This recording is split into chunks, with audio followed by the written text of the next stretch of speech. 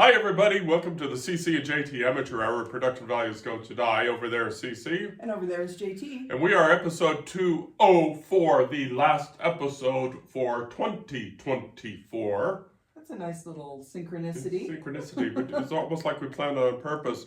For those of you keeping track, it's December 29th. Is it really? Or the 28th? 29th? It's the 29th. It's the 29th. Yes. So we are going to start on a brand new adventure on this week, but we're going to do our rewind. We're going to do our 2024 rewind after we have some coffee. Gosh, I need some coffee, man. I need some coffee. You talk. 2024 has been quite the year. Started out as usual with me working a day job and expecting to be working that day job for at least probably another couple of years. So completely, back to the office after the holidays feeling like, everybody knows that feeling. Like, I don't want to go back to work. I was enjoying myself. But things came together. Yep. And I retired in March, Yep. which completely unexpected. It went pretty smoothly, actually. Yeah. The process of doing the paperwork and everything, and we managed to, we have enough retirement income for the moment to be comfortable. Yep. As Plus, long as the economy doesn't tank. We're not discussing that, but also managed to maintain our insurance coverage, which was a big deal. So, retirement, surprise, surprise. It's like I started 2024 thinking that right at this point in time, I would still be sitting at my desk at work, not on a Sunday, of course, but doing my thing, and here I am. Here you is. And so, so we'll be looking at the computer to remind us because we made a list here of what happened in 2024. And I guess the biggest related thing to this podcast and to many podcasts around the world, because it was an international award, was that CC, well, I should say this podcast, won an international award for, and gosh, incredible competition. The phrase "just honored to be nominated" is in there, but we won what? So it was the Women in Podcasting Awards. So basically, theoretically, it's me, but both of us are on the certificate. Mm-hmm. It was in the authors and books category, and it was a People's Choice Award. So it that makes it extra special because we did not expect it. The person who presented us the award had very nice things to say about our podcast, and he was, I don't remember the name of the company. We'll post that. We have posted it when we posted the award. So very complimentary about the fact that we're open. Yeah. We're always trying to make our podcast better, even though we say this is where production values go to die. We do try to upgrade things every once in a while. So it was the Women in Podcasting Awards 2024 Authors and Books category. Yep. So that was pretty awesome. And we're going to talk about why we're doing this rewind here at the end of our accomplishments, because there's a reason for us, but more importantly, there's a reason for you why we're doing this. And we're going to talk about that reason for you here. And I should have opened the podcast by saying that. Oh, that's fine. Okay. So the podcasting award was, one of the very big things. Yes. The other big thing was we did what retirees do, and we took 3 big trips. Trips. We started with a lengthwise trip of California. Yep. And you see it on the map, but you just don't realize that it is the 3rd biggest state in the union. Long. And it is long. And so we traveled from Carson City down to a suburb of San Diego called Vista. Yep. And then we did the I-5 north, and then came home, and then we'll swing back around the rest because we did the rest of I-5 on our 3rd trip later. Yes. But that first trip doing the most of California by I-5 is just a very, very long, exciting drive, especially since it goes through your old stomping ground where you were raised. Yes, the Central Valley, the agricultural hub, the breadbasket, you might say, of California. Mm-hmm. And I-5 skirts the valley along the Coast Range on the western side. So some of the areas are a little I mean, they're very agricultural, but they're a little depressing now because there has been a change in a change in agriculture based on water needs and with the And corporate needs. corporate needs. But Yeah. a lot of it relates to water because just they grew a lot of almonds in the valley, and almonds are very water hungry. They're greedy trees. So we saw just a lot of trees bulldozed basically, and that's very sad. But there are a lot of corporate dairies now, and they've shifted gears on crops a little bit, but it's a different environment than it was when I was growing up. Yeah, you could tell she was kind of almost sort of like a farm girl as she grew up. Not quite, because you didn't grow up on a farm, but still you grew up. You grew up in a farming community, and you can't miss those things. So well, and my grandparents at one time had probably more than an acre of grapes. My aunt and uncle had horses and goats and things like that. So I actually, a grand aunt of mine had a dairy, so it was a family dairy. They were Portuguese, and there is a very large Portuguese population in California. So one of the dairies down in the valley was owned by a grand aunt, and I remember going to see when they first got milking machines, which was pretty exciting. My mother and one of my aunts went dressed in square dance dresses because they were going to go out square dancing, but we stopped off to see the milking machines first. So yes, I was very agricultural adjacent growing up. And so it's little things like this that can, that you load in your memories. I'm speaking to writers. That can become part of a book, which, we'll talk about here. And then, okay, so we did that, and then we did the BAT, the Big Ass Trip, where we did a northern loop. We started out on I-80, but we took a left turn in Wyoming. We went up to Devil's Tower, and then we went, we went across South Dakota. Then we went across Minnesota, Wisconsin, and then we sort of worked our way down to Cooperstown. I'm just saying in general. We're not going to talk about Michigan. Well, we went up into Canada too. Oh, yeah, we did. We did do a Canada trip. Yeah, before Yep. we did Cooperstown, we did go through Canada. And then from Cooperstown, we went to visit my sister. Yep. And did we do Gettysburg before or after? We did it. I think we did it before. Yeah, we did it before. Yep. And then and then we went. Wait a minute. You know what I forgot? We did Cooperstown. We went up to Maine. Yes. That's the leg I forgot. Yep. And we went up to Maine and visited some really nice museums and had a good time up there. Then we came down. I'm not going to go into detail because we talked at length about these. Right. Then we came down to Gettysburg. Then we went out to visit my sister in Delaware. And then we headed on home by Kind of the south southern a loop, little kind bit. of a southern loop, and Yep. we went through North Carolina. North Carolina. We did Tennessee. Yeah. We did Kentucky. Virginia, Kentucky, Right. Missouri, And then Kansas. We went through Illinois. Yeah, we hit a lot of states. we hit a lot of states. I don't think we did. Did we hit Illinois? We did. I remember we kind of took a little jog through Illinois before we hit Missouri. Okay. Because we have pictures of us. We stopped in Illinois. All right. And I think we stopped at a Dunkin' Donuts in Illinois because we found out that bacon snacks for him on a road trip are perfect. Okay. And then we just sort of came home, and of course we did the loneliest highway in America from Ely to Carson City, which is Not quite as remote as parts of Wyoming that we visited, but still pretty remote. That part of Wyoming was frightening. It was so remote. And then our third trip was to my old stomping grounds where I went when I was a very young lad, and that's a complex story.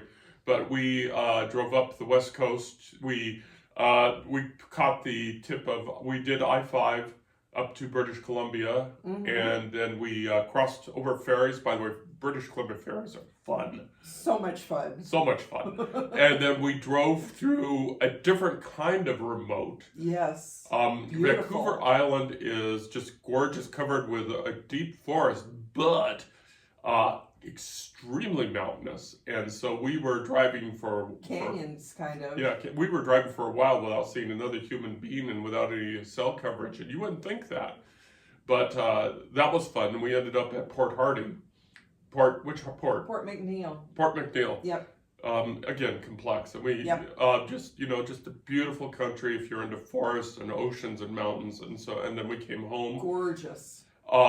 through one of the largest forest fires. We didn't see Oh, the yeah. forest fire, but we saw the In smoke from the Oregon. forest. And Oh, it was, no, that one was California. Chico. Yeah, it was California. Yeah, and that was pretty surreal too, because driving through Oregon, it's normally incredibly beautiful country. We came through a back way, went near Lassen Volcanic National Monument, which there are fields littered with volcanic rock, basically, and with all the smoke being socked in and everything, it was very surreal. Yep.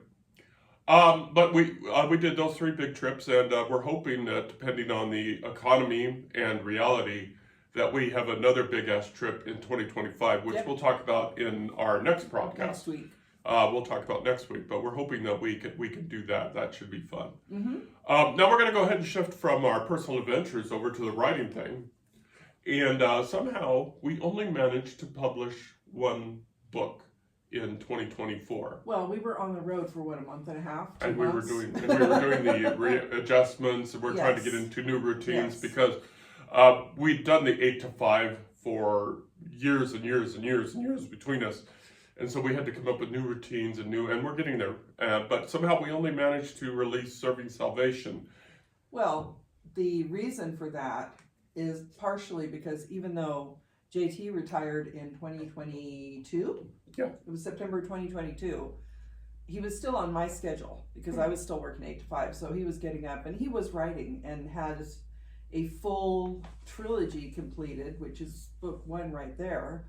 Plus, you worked on your prequels to this, right. And you've got Zoe. Right. So a lot of work has been done in the background, but getting it to be ready for publication takes a little bit of time. So we had planned to release more in 2024, and it kind of came to a screeching halt with the reality of editing schedules and covers and all of the extraneous stuff that goes with the writing. Getting the books done is just the tip of the iceberg. Yeah, Zoe would have been released in another timeline, in another universe, but it didn't work out. So Zoe's going to be released in early 2025. The prequel, if you're checking this out on social media, and I'll put the cover in the blog post, the cover for the prequel, which I think is a really cool cover, was released on Friday. And so we're going to do some serious releases in 2025. We'll talk about next week when we're going to be looking at our look forward. But really, somehow, because of just circumstances and realities, we only released 1 book in 2024, which when I was doing this write-up, it's like I was going, really? Yeah. Well, that book was a heavy lift, though, because you've been trying to get the 3 books in the series. Writing a series is very different from writing a standalone, and trying to make sure everything matched up before putting the book out is a heavy lift. So there are reasons. It's not like you were slacking off or anything. You were definitely involved in the writing process through most of the year. Yeah, we'll make up for it in 2025. Yes. Okay, next on the list here is we did have some hardcore accomplishments, and first we should just do the umbrella right away. Is say by thanks to the Sierra Arts Foundation. We joined the Sierra Arts Foundation in 2024. Yes. And we are glad that we did because it gave us the oomph that we needed to get some of my books out in public. Yes. Awesome. And so Sierra Arts Foundation has a little bookstore in Sparks, Nevada. And I've sold 2 books through there, which for 2 hard copy books through there received 2 checks. Paperbacks. Paperbacks. Yeah, they're not hard covers, but they're physical copies. Yeah, IT people, when we say hard copy, we generally mean paper. But the good news is sold 2 books through that little bookstore, which is really cool. Thank you. That was 2 months in a row, I think. Yeah, 2 months in a row. We got to get them more books. That's exciting. That's very exciting. And also 2 libraries. 2 libraries. Thank you, Terry, out in Fallon, for getting both the Sheriff in Nevada and Sheriff in Nevada Downfall in the Churchill County Library in Fallon, Nevada, for those of you not familiar, Fallon is in central Nevada, again along the Highway 50. Yep, Highway 50. And it's home of Fallon Naval Air Station, Yep. and Fallon Naval Air Station is home to Top Gun Top and Gun. those schools. Yes. And trivia: Fallon Naval Air Station is the longest runway in the Navy's inventory. That's interesting. I didn't know that. Yeah, well, you know, they're usually in the business of ships. Well, there's also the fact that that's a great area for them to do training out on the range. Yeah, Because- it's a big training facility. And some of the scenes in Top Gun, I believe, were actually filmed out in that area. So it's a very interesting area. Basically, if you have anything to do with naval aviation, you know where Fallon is. Yep. But anyway, back to so Churchill County has stuff on their shelf, and also the Nevada State Library Yep. and Archives. I'm just going to throw that in there. The Nevada State Library and Archives also has Those two copies. those two copies, and reading books. Talking books. Talking books. Yes. Talking Books, which is a program which folk volunteers read books for people who have They're unable to read a physical copy of a book for various reasons. It started out as Library for the Blind, but it has expanded to other disabilities that make it difficult for someone to hold a book, for example. So they will read both Sheriff and Downfall. We donated copies to them. They were very excited. And once they are in the catalog, we will pass that information along. That is a service that is provided free of charge to anyone who qualifies. The person has to apply to become a patron of the Talking Books program, but sometime probably in 2025, I'm thinking early in the year, those books should be available in the Talking Books catalog. And I'm not 100% clear, but I believe they may go nationwide because it is a national program, but the Nevada State Library runs the Nevada version of it. Yeah, and that's very, very cool. And we were happy to donate books to this very worthy cause. Yep. Because we want folks to enjoy books. Yes, and we have family members who could use that program probably. So depending on how it works where they live, hopefully at some point maybe they would be able to listen to the books as well. Yeah. So we're done with our list. We did do, Wow. yeah, we did do things in 2024. We did a lot of things in 2024 except for publish books. No, because we did publish a book. We published a book. And we will talk more in detail about what we have coming in 2025 later, but big plans are afoot. Yeah, and we should also point out that this would not all have been possible if we had not stumbled across the Atticus app. Yes. And we're not paid, and they're not expecting us to do it. But No. if you are a writer, an independent writer, Atticus has been a godsend and has given us the ability to publish across. Here I go. I see if I can never remember this. Given us the ability to Amazon, Barnes and Noble, Kobo, Google, and Apple. Yes. And not only were we able to publish e-copies, but we were able to publish hard copies, paperbacks. And our paperbacks Are on Amazon and Barnes and Noble. Well, that's the other thing you did this year was I think we had Tundra available on paperback. Yeah. But you went through Atticus and prepared the other books and got them up on the 5 platforms. That is also a very time-consuming process, Right. getting everything uploaded. You have to make sure that the cover matches all the specifications. We had to order proof copies where, the cover is just not quite right. You have we to have keep so many redoing proofs. it. So that is another thing that you accomplished this year. You've learned Atticus. We've gone through the process for multiple books now and got them up on the 5 platforms. So that was a big, heavy lift. Yep. In the future, moving forward, it will happen as each book is released. But you went through our backlist and did it. So that's something we should have put on the list was that you accomplished the paperbacks. And just as related to that is if you are an independent writer and that part of the process stymies you, or if you want to be on 5 platforms as we are, I am willing to help you with that because I don't want to say I'm proficient at it. I say I'm a middle schooler at the middle school kind of level. But I've learned a lot about it. So if you want to do that, go out to our website at twomorebooks.com. And there's a design there, and I'll do it for free because I just want to practice and I want to get better at it. So if that interests you, go out to twomorebooks.com and check out the click on design, and you'll see what's going on there.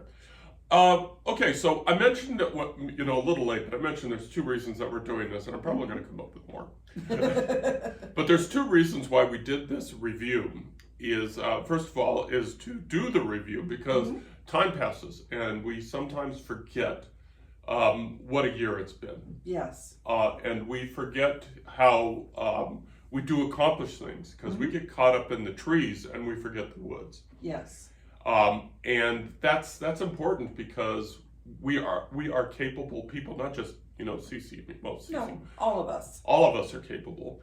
And so that's why we sort of did that. Is we wanted to do a public review to say, hey, these are the things that we accomplished, that took time, that took effort, that were hard to do, and we did it. Which transitions into the second reason, and this goes to you, the listener, the independent writer, is you can also do things that are hard to do. Use us as an example if you need to, but once you set your mind to it, you have the ability, you have the confidence. I mean, look at us. We managed to do it in spite of us, but we did it. And you, the writer, can be the same. We give you permission. We give you the authority. We give you here's your sign. Here's your sign. Here's your sign. Here's your sign. You can do this. We believe in you. It's something that we did not think for the longest time that we would ever do paperbacks, because trying to do the formatting in Word or something similar, we didn't have a specific program to do it. It's very challenging. Atticus made it so much easier. And again, we are not paid to sponsor it. It's just something we really believe in. But we have gained the confidence to do it, to do the books, and the competency to do the books. And we also have the confidence and the competency to continue to publish books. But the one thing that we see, not just one thing, because independent writers are complex. And they are complex, and they are always struggling with themselves, and for good reason, because as we often say, writing is a private endeavor done on a public stage, and it's scarier than crap. It really is. And so we often see how writers are struggling and pushing themselves and not feeling it, and they talk about getting these words done, and then you kind of, when you see, they say they get X number of words done, but you also wonder, but did this lead to them publishing something, or did they fail? So let me tell you a little secret about the independent publishing business that you've heard before. If you write words, you're a writer. It doesn't matter how many words. It doesn't matter if the words get onto paper or screen. It doesn't matter if they get up to Amazon. It doesn't matter. You are a writer. You are a writer. You're just at a stage of writing. You're at this stage, and you have these stages left to do. And if you don't get to these stages, okay, it's not a big deal. You are a writer. Be proud. And if you need more gumption, if you need more confidence, if you need permission, here it is. And as you say that, I realized we do have an advantage, because a lot of writers are alone in the writing process, in their family. Their family will support them, but they don't understand the process because they may not also be writers. But we have each other. Right. And we are our biggest cheerleaders. So, we can talk. We have desks facing each other. So while we're working, if we get frustrated, we can talk something out. That's a big advantage for us. Right. And also, at this point in time, most of the books we have available are JT's. So we are each other's biggest cheerleaders, and I've been out promoting JT's books, and I think it's a little bit easier because it's hard to promote ourselves, but with each other, as backup, basically, when I release a book, JT promotes, it's more comfortable for him to promote than vice versa. Yeah, and so if you need somebody to lean on to spur you forward, listen to this podcast again. We give you permission to be cheerleaded. We give you permission to, get out there and get going, because we believe in you. You can do this.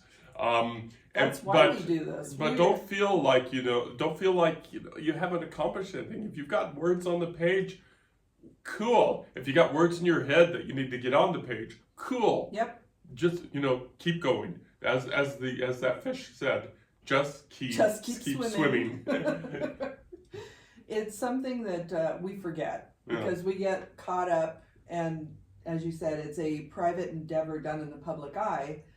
Sitting there, I'm working through the messy middle of a second draft of a book that, every once in a while I'm sitting there going, oh, but then I can look over and see that we do have other books out. We went through this before. We can do it again. Yes. And that's really, it's a good feeling. So it's good. Just keep swimming. Talking about accomplishments, though, going back to retirement, I worked at this job for 17 and a half years, and I was at a point where I didn't really see that I was making any headway. I just kind of was back in my corner doing my thing, and the retirement process came with a lot of parties. So that was another time where I did kind of a rewind on what I had done, what I had accomplished. And the fact that I'm still in contact with my fellow coworkers, my former coworkers, that was a good feeling too. And getting confidence from doing that job has actually helped with my writing, I think. Yeah, so, it's your confidence is where you find it. Confidence is where you find it. Yes. So this is an excellent point. Yeah. You can find it in your day life, you can find it in your night life, or you can find it in this podcast. In your nightlife, huh? Party. We do the nightlife. I like to boogie. Okay, sorry about that. You get a free song. Okay, we're done. All right, we're done here. We've talked your ear off. Anyway, keep going. Just keep swimming. Just keep swimming. All right. So next week we're going to talk about looking forward, 2025. We're going to have a really exciting year. You've already heard some of it. We're going to talk some more about it. We're going to talk about books. We're going to talk about our LLC. We're going to talk about our exciting plans for 2025. But for now, we're going to let you get back to your life. So sitting over there is Cece. And over there's JT. We hope that you have a wonderful time and just keep swimming. Love you lots. Talk to you later. Bye-bye.